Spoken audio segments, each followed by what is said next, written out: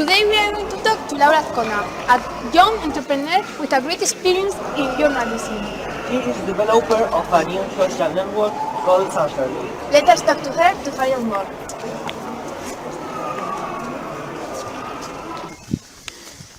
Good afternoon. We are a group of students from la Presentación FESD school. We are taking part in a challenge organized by Diario de Navarra. The objective is to encourage young people to interview an innovative entrepreneur like you and try to get a real taste of what journalism is about.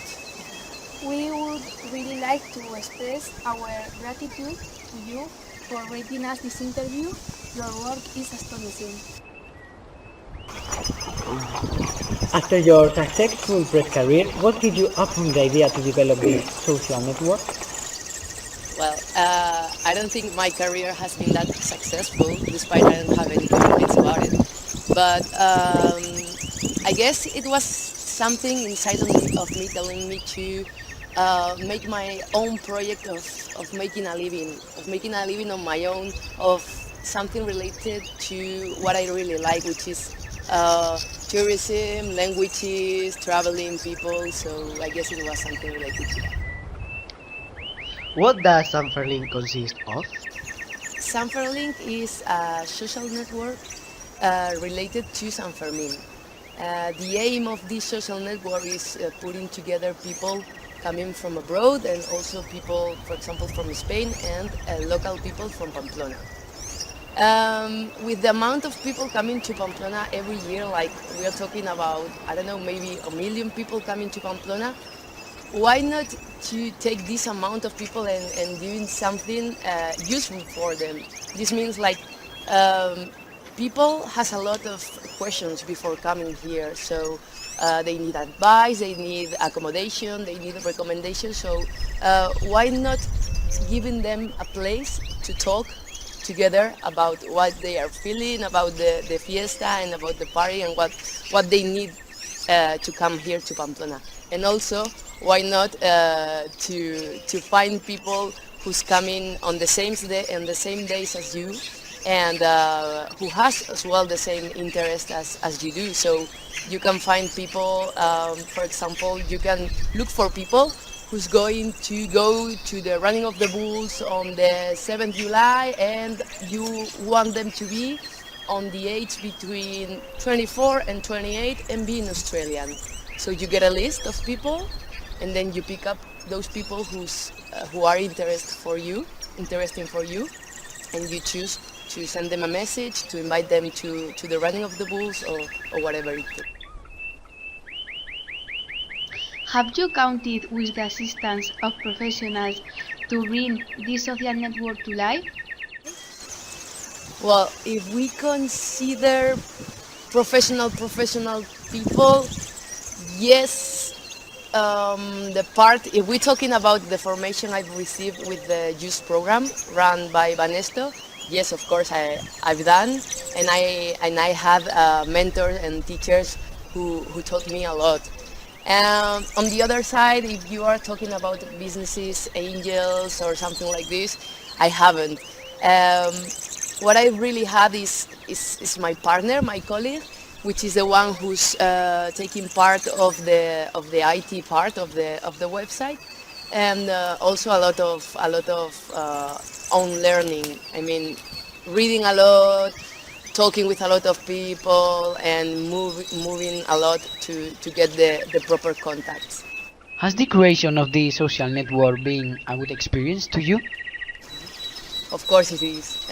It is, and it's being, I mean, because it's something that is not gonna stop till it dies, and I hope it's not gonna die ever. But yeah, it is. Also in the personal and professional life. Do you believe people are going to consider your social network useful and it is going to receive a warm welcome? I hope so. I mean, it's the aim of everything. I know there is going to be people you cannot, when you create a project, you cannot expect all the people, everyone likes it. You have to find your own target of people who's gonna find it useful. So if we take the part of, okay, I'm helping these kind of people, not for example 1,000,000 people, but if it's useful for 100 people, for me it's fine. I mean, it's of course I want a warm welcome and everything, but if it's not, I mean, it's fine. What do you think it is necessary to make this social network attractive to people? Do you have a plan of marketing or something like that? We're working on that, but yeah, of course you have to plan everything related to marketing, also with communication, and if you have something, I'm sure if you have something which is interesting for people, it's gonna work. So you have to think what people are expecting about this new website.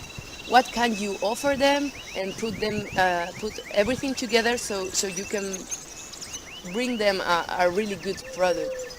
So yeah, you have to plan it. Of course, you have to do a lot of plans with that, but yeah, you also have to change them on your way. I mean, you must have the ability to change it if something is not working. When is the launching date of this social network? Hopefully we are talking about a couple of weeks from now on. There's been, of course, like in every kind of project, a lot of circumstances and problems and everything, but if everything is okay, it's a couple of weeks from now. Will it be free? Of course. For users, for people who's registered, it's going to be for free. Yeah. What did you feel when you won the Yuzz prize? Did it encourage you to consider being an entrepreneur in the long term? Well, I was remembering the recording the day they told me I was the winner for that prize, and actually I was in a meeting, and it was everybody knows that they were saying who was the winner about midday. So I was like in that meeting with 15 people, and then I was like, okay, it's midday, I have to have a look at my phone, so let's check it and everything. And I was like having a look to my phone, and then I was like, oh my God. And this WhatsApp message is like, hey Laura, congratulations. And I was like jumping and screaming and going out of my mind, like, it's me, I'm the winner. So I was like, I remember that as like a super great day, and it was such a fulfilling sensation. Like I haven't had one that big before. But yeah, of course, this encouraged me quite a lot to keep on working and to see that your project has a kind of reconnaissance, like people appreciate that. So this was like a big push to me. Did you design the social network exclusively for the challenge? No, I didn't. My plan actually was like to do it on my own, to start, okay, I want to do this, let's see what can I do, what formation I need, or which is the best way to get to it, and the fastest way, of course. But when I came across this program, was like a big push as well, because they gave me like all the formation and the information I needed to know to bring my idea to life. The prize for the winners was a journey to Silicon Valley to visit the most innovative centers of new technologies. How much did this contribute to your professional future? Well, the prize was awesome. I mean, you get this trip to Silicon Valley, you go there with another 33 people from every region, and I always say like we were like the Miss España casting, because we were talking to each other like, hey Murcia, hey Canarias, hey Zaragoza. So you are like on the same mood. I mean, you meet people like they are on the same point as you do. They have the same feelings, the same doubts, everything. So first of all, what I got from that trip was a lot of networking, and also a lot of new friends, and a big new experience, and I don't know, another point of view of what the Americans or the ecosystem of Silicon Valley, how they work there. I mean, and one of the biggest impacts I have there was like here in Spain and in Europe, and we're like on the mood, like if someone is bringing a project to life and he or she fails, we are always like, look that one who failed. And it's not. I mean, in America, in Silicon Valley, in the American culture, it's like, okay, you tried it. You failed it, but you try it. So it's something that we have to change here. I mean, like, why not to try it? Because are we really afraid of failure, or are we really afraid of not to bring it to life? So I learned a lot. That's it.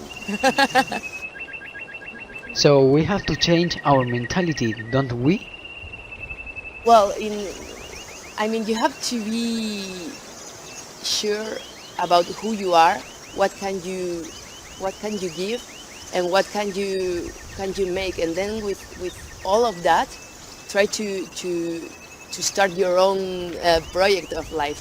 But of course, we have here something that we have to change about this failure thing. But we also have like good things, which are like this power of connecting with people that we have here, that maybe they don't have that expression thing there, you know. So we have good and bad things here, so they do there as well, but good and bad things. But I think you have to make the most of you to get all the good things and put them all together so they can be useful for you. Did you ever think about creating an app during your academic training? Of course not. Of course not, and I'm gonna tell you why. Because by the time I was studying, Facebook was not Facebook, and Twitter was not Twitter. I mean, of course, they were not even invented by the time I was starting my degree. Oh my God, what old am I? No, the thing is, yeah, well, I didn't came across that idea because new technologies were not the new technologies they are right now. I mean, new technologies at that time was another thing, maybe blogging, which was like blogging was like starting, and of course Twitter, I think Twitter was born on 2006, and I was studying at that time, but of course I didn't knew it. But yeah, now I'm kind of jealous of people who's studying now, because they have like another option now. Even in my degree, they are studying now cyber journalism, something that I couldn't even imagine at the time I was studying. But yeah, you can also learn after that. You have worked for different newspapers, magazines, radio stations. Right now, you are the head of the communication and marketing department at Telecom Innovatecno, an electric company with outstanding reputation in the field of new technologies. What does your job really consist of? Well, my job is the best job ever. I mean, because it's something that I've studied for and they pay me for it. It's as simple as that. So my job is trying to make my brand, which is SPC, by the way, by SPC. Telecom Innovatecno has many brands, but they are with a big project now of putting together two brands in one. And my task is to communicate it so people knows the mark.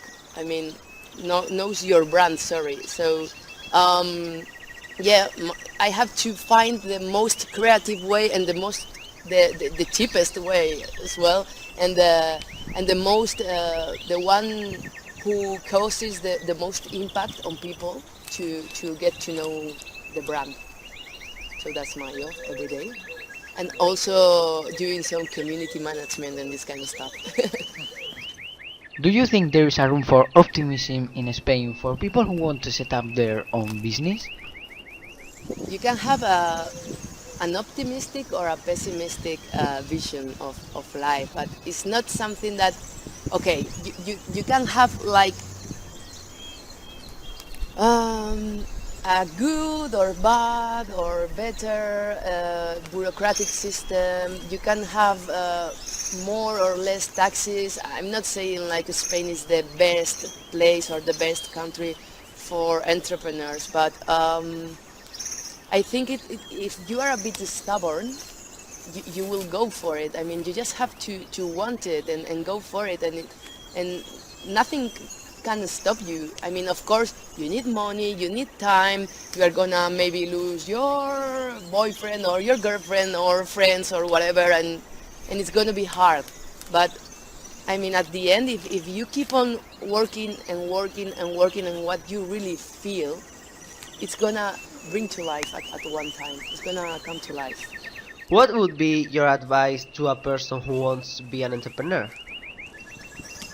Well, my advice, and well, I cannot say that I'm like the most appropriate to give advice to anyone, but if I will have had to give an advice, will be to be a bit stubborn with yourself, to try to reach your goal in any way. I mean, if you fail, you fail, but you have to stand up and go for it. So it's a matter of a fact of being stubborn in a positive way, of course. So that will be my advice. We have had a great time learning about you and your professional aspirations. We would really like to express our gratitude for allowing us to make this interview.